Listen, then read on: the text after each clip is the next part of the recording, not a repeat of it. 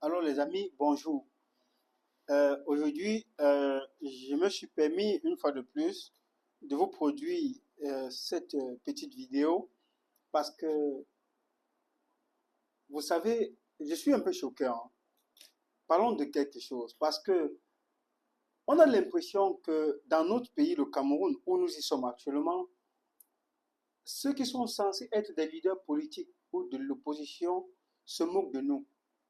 Parce que quand vous regardez bien, on a l'impression que des gens qui sont nés avant 1980 au Cameroun sont des démons. C'est comme s'ils ont un problème. Certains, surtout ceux qui dirigent, surtout ceux qui sont dans la fonction publique, je ne sais pas ce qu'ils ont pris comme comprimé. Parce qu'à un moment donné, c'est comme si, lorsque nous fréquentons, nous la génération Y et Z, lorsque nous fréquentons, on n'a pas assez de capacité pour pouvoir juger si ou analyser si ce que l'on a dit est bien pour nous ou pas. Vous voyez, parce que on ne peut pas comprendre que dans un pays comme le nôtre, où des gens ont dirigé pendant 42 ans, des routes qu'ils ont trouvées aujourd'hui sont en incapacité de pouvoir permettre à ce que des opérations économiques ou des transactions, des circulations soient effectives. Des écoles qu'ils ont trouvées ont vieilli, d'autres sont rentrées dans les brousses. Le matériel agricole qu'ils ont trouvé, n'est-ce pas? Aujourd'hui, la ferraille a tout rongé. Rien n'est en état. C'est-à-dire, ils n'ont pas pu créer quelque chose, mais n'ont pas pu entretenir ce qu'ils ont trouvé après 42 ans. Et chaque élection, il y a toujours une histoire derrière. Nous avons grandi avec cette logique. Nous avons grandi avec cette appréhension du système électoral camerounais, le trucage, vous voyez, la manipulation, la corruption, avant qu'on arrive à ce qu'on appelle la boîte de sardines et du pain. Bon, voilà, ça ne fait pas mal. Mais ce qui fait mal, c'est que des gens sur qui nous comptons, parce que dans une société, il y a des leaders, il faut le dire. La vie, le début de toute chose a commencé par un leader. Donc, lorsqu'on avance, il y aura toujours un leader dans une masse. Même Dieu avait ses apôtres lorsqu'il fondait le monde. Mais alors, comment se fait-il que les leaders ou ceux qui sont censés conduire les jeunes vers une direction aussi prometteuse, aujourd'hui en 2025,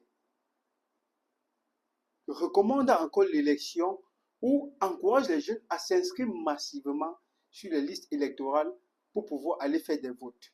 Je suis d'accord que ce soit la bonne méthode pour un politicien averti, pour un politicien euh, stratège, pour éviter toute guerre ou toute révolution, ou tout, en fait, pour éviter qu'il y ait du sang.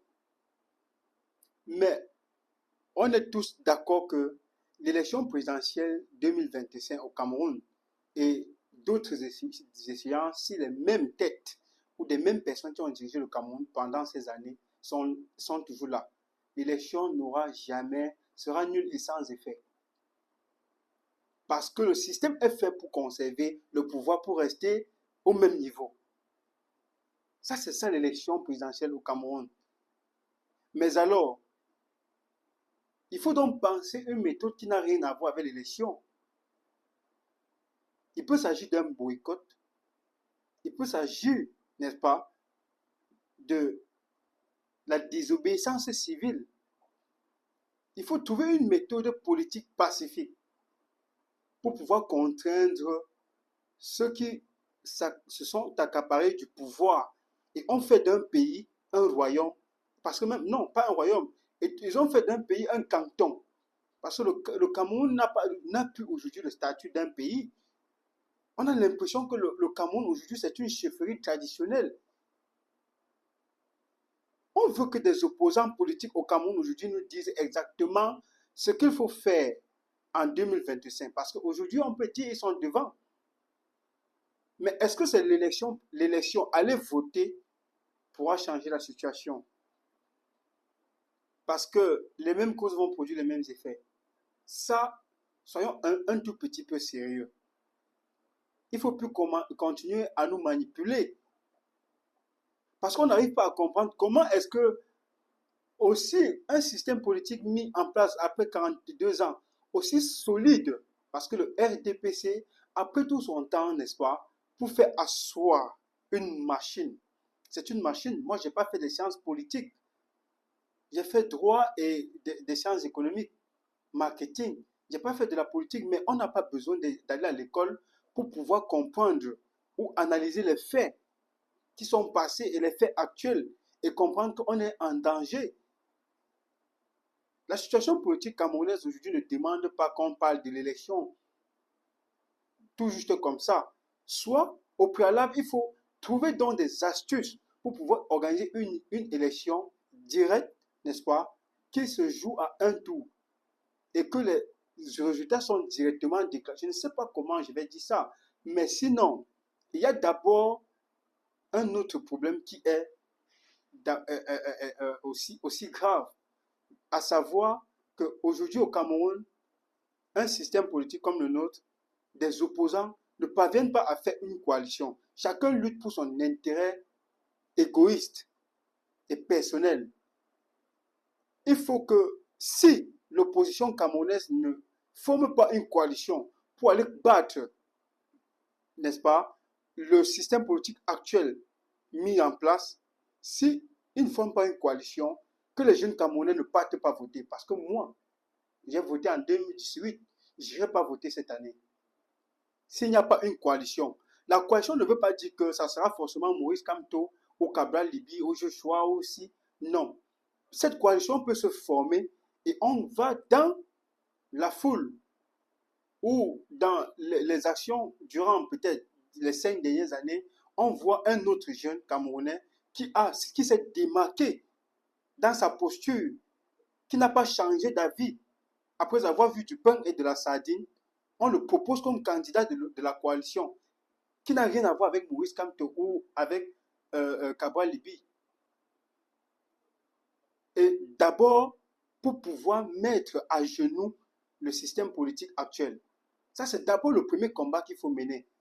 Il faut trouver l'astuce pour faire partir le pouvoir actuel au Cameroun.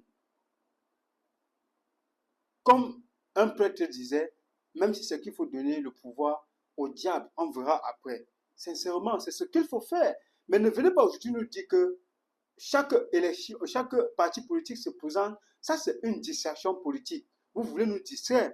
Parce qu'on sait très bien que vous ne pouvez pas vous faire de la coalition parce que vous connaissez bien quel jeu politique vous êtes en train de faire. Vous amenez la jeunesse, vous continuez à amener la jeunesse camerounaise dans la merde. Sincèrement, vous amenez davantage la jeunesse camerounaise dans la merde. On veut que vous faites une proposition assez franche, une proposition sincère, directe. Après l'élection, oui, si c'est truqué comme d'habitude, qu'est-ce qui va se passer? C'est ce que nous voulons savoir en tant que jeunes Camerounais. C'est ça, et ce n'est que normal, nous voulons savoir ce qui va se passer en tant que jeunes Camerounais après l'élection présidentielle, si c'est que les élections sont truquées. Mais avant, ce que je voudrais dire, si les jeunes Camerounais peuvent comprendre une chose, c'est que s'il n'y a pas une coalition de l'opposition qui propose un candidat unique, ça veut dire que à l'élection présidentielle, on a Paul Biya qui fait face à un candidat proposé par tous les autres partis politiques du Cameroun. N'est-ce pas? Et ça fait deux candidats tout simplement. Il n'y a pas moyen de distraire les gens. Et maintenant, si vous faites la coalition, nous voudrons que les partis politiques qui vont accepter la coalition, n'est-ce pas, qu'ils le fassent et que, à travers cette coalition, certainement, il peut y avoir un décalage, il peut y avoir un changement, il peut y avoir une vibration. Nous attendons cela, c'est ce que nous attendons, il ne faut plus nous distraire. Mais alors, c'était tout ce que j'avais à dire pour aujourd'hui.